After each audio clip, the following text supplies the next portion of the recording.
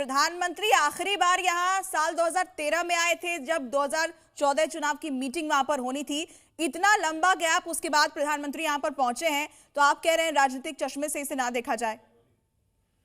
नहीं, मैं अंतराल अगर बड़ा भी है तो क्या मतलब ऐसा माना जाए कि मोहन भागवत जी और नरेंद्र मोदी की भेंट नहीं हुई थी, या क्या वहां नरेंद्र मोदी जी का रेशिम बाग के मुख्यालय जाना ही महत्वपूर्ण है? मुझे ऐसा नहीं लगता। मैंने इसलिए अपनी राय रखी। मुझसे सहमत असहमत हो सकते हैं लोग, लेकिन मेरा मानना है कि इसमें किसी प्रकार की कोई राजनीति नहीं है। चैत्र प्रतिपदा को हेडगेवार जी का की जन्म जयंती होती है, उस अवसर पर वहां माधव नेत्रालय का शुभारंभ होना, जाहिर सी बात है जब दो व्यक्ति आपस में मिलेंगे तो बहुत सारी बातें होंगी। लेकिन ये कहना कि अध्यक्ष पद क्लियर हो जाएगा, और जो भ्रम की स्थिति थी, जो तनाव की स्थिति 2014 के लोकसभा के बाद बन गई थी, ये सब मुझे, जो मैं चूंकि आरएसएस को और भारतीय जनता पार्टी को मैं ट्रैक करता हूं और दोनों के संबंधों को भी देखता हूं, तो मुझे ये थोड़ा हास्यास्पद लगता है। जो लोग आरएसएस के वर्किंग को नजदीक से जानते हैं, उनको उनको इस दौरे में ना तो किसी प्रकार का कोई आश्चर्य होगा, ना उनको किसी प्रकार की कोई राजनीति दिखाई देगी। अनंत जी, मैं चाहूंगी कि आप दर्शकों को यह भी समझाइए कि प्रधानमंत्री के लिए यह जगह कितनी खास है। 8 साल की उम्र में आरएसएस से वो जुड़ गए थे, यहीं पर आरएसएस के बड़े नेताओं के साथ, दिग्गजों के साथ उनकी मुलाकात शुरू हुई थी। क ख ग उन्होंने यहां से सीखा एक तरीके से। उनके लिए यह जगह कितनी खास होगी जब यहां पर वो लौट कर आए हैं? किसी भी स्वयंसेवक और किसी भी प्रचारक के लिए रेसिम बाग के आरएसएस के मुख्यालय में जाना एक विशेष अवसर प्रदान करता है। प्रधानमंत्री इज वन ऑफ देम। वो संघ ने, देखिए, संघ ने इस देश को 2 प्रधानमंत्री दिए, और अभी कुछ दिनों पहले गृह मंत्री अमित शाह ने भी संघ के बारे में बोला। और प्रधानमंत्री नरेंद्र मोदी को अगर आप याद करिए, मैं आपको अगर याद दिलाऊं तो महाराष्ट्र मराठी साहित्य उत्सव का जो जलसा हुआ था दिल्ली में, उसमें भी संघ के बारे में उन्होंने बहुत विस्तार से बोला।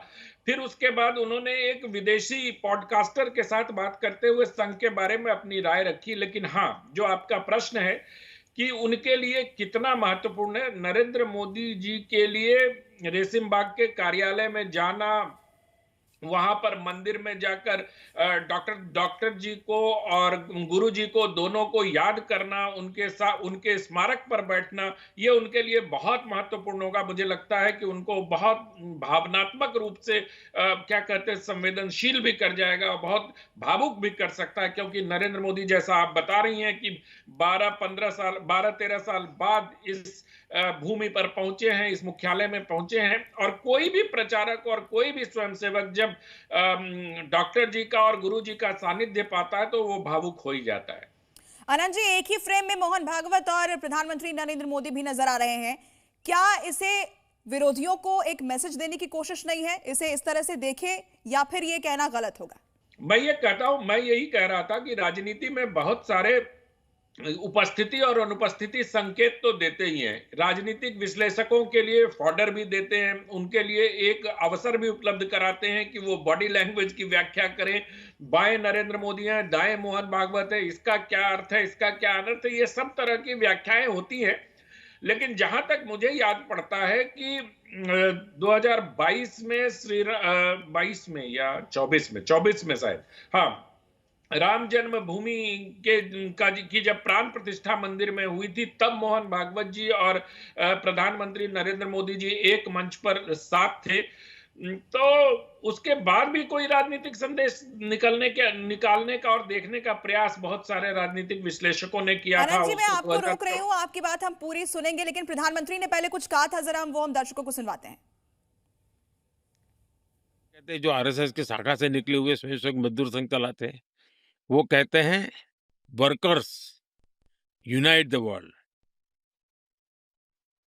वो कहते हैं workers of the world unite. ये कहते हैं workers unite the world. Unite the world. ये कितना बड़ा वाक्य, 2 शब्दों में इधर उधर है, लेकिन कितना बड़ा वैचारिक बदलाव है। ये संघ की शाखा से निकले हुए लोग अपनी रुचि, प्रकृति, प्रवृत्ति के अनुसार जब काम करते हैं, तो इस प्रकार के गतिविधियों को बल देते हैं। और जब इन कामों को देखेंगे, तब आपको 100 साल में राष्ट्रीय स्वयंसेवक संघ ने भारत के सारे चकाचौंध दुनिया से दूर रहते हुए एक साधक की तरह समर्पित भाव से, तो मेरा ये सौभाग्य रहा कि ऐसे पवित्र संगठन से मुझे संस्कार मिले जीवन के, लाइफ ऑफ पर्पज में ये मिला।